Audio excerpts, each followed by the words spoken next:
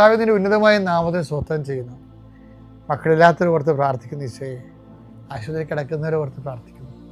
ഓരോ ബിസിനസ് ചെയ്തിട്ട് തകർന്നു പോകുന്നവരെ കർത്താവ് ഇന്നെങ്കിലും 10 പൈസ കിട്ടുക. ഈശോയെ, കച്ചവടം ചെയ്തിട്ട് നിവൃത്തിയില്ലാതിരിക്കുന്നവരുണ്ട്. കന്യൻ്റെ കയ്യിൽ പൈസ അകപ്പെട്ടു പോയവരുണ്ട്. അത് തിരക്കി പോകുന്നവരും ചോദിക്കാൻ പോകുന്നവരുണ്ട്.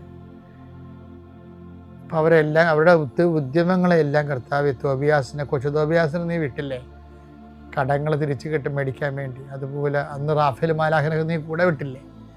ഞങ്ങൾക്ക് നഷ്ടപ്പെട്ടത് തിരിച്ചു വിട്ട മേടിക്കാൻ വേണ്ടി വിടുന്നവരുടെ കൂടെ പരിശുദ്ധമേ നീ കൂടെ വിടണമെന്ന് പ്രാർത്ഥിക്കുന്നു. ഈശോ കർത്താവ് ഞങ്ങളുടെ മക്കളെ ഓർത്ത് പ്രാർത്ഥിക്കുന്നു. വീട്ടിലെ സ്ഥിതി കാരണം മനസ്സ് മരവിച്ചിരിക്കുന്ന കുഞ്ഞുങ്ങളുണ്ട്. അവരെല്ലാം ഞാൻ ആശീർവദിക്കുന്നു. എൻ്റെ മക്കളെ, നിങ്ങൾ ആശീർവാദത്തിൽ ആലംബിച്ചുകൊണ്ട് നിങ്ങൾക്ക് പഠിക്കാൻ അത്രയും പഠിക്കുക. ബാക്കി കൃപാസം മാറാതെ നിങ്ങളുടെ വീട്ടിൽ വരും. നിങ്ങളുടെ എല്ലാ പോരായ്മകളെ അമ്മ പരിഹരിക്കുന്ന എത്രയോ സാക്ഷ്യങ്ങൾ നമുക്കുണ്ട്.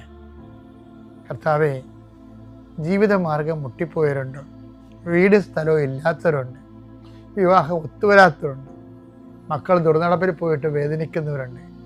എല്ലാ മേഖലകളിലും എന്തെല്ലാം വേദന നീ അനുഭവിക്കുന്നുണ്ടോ അവിടെ എല്ലാം ഈ ദിവസം കർത്താവ് നിന്നെ ആശീർവദിക്കട്ടെ.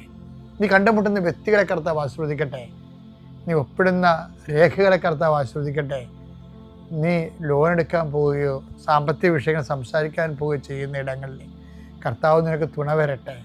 എൻ്റെ കർത്താവിൻ്റെ ഉന്നതമായ നാമത്തിൽ, സഭയുടെ അധികാരത്തിൽ, കുരിശിൻ്റെ അടയാളത്തിൽ ഇനി ഇന്നത്തെ ദിവസം നീ പോകുന്ന എല്ലാ ഇടങ്ങളിലും നിൻ്റെ കർത്താവ് നിന്നെ സന്ധിക്കട്ടെ. നിത്യം പിതാവും പുത്രനും പരിശുദ്ധാത്മാവുമായ സർവ്വേശ്വര എന്നേക്കും ആമേൻ.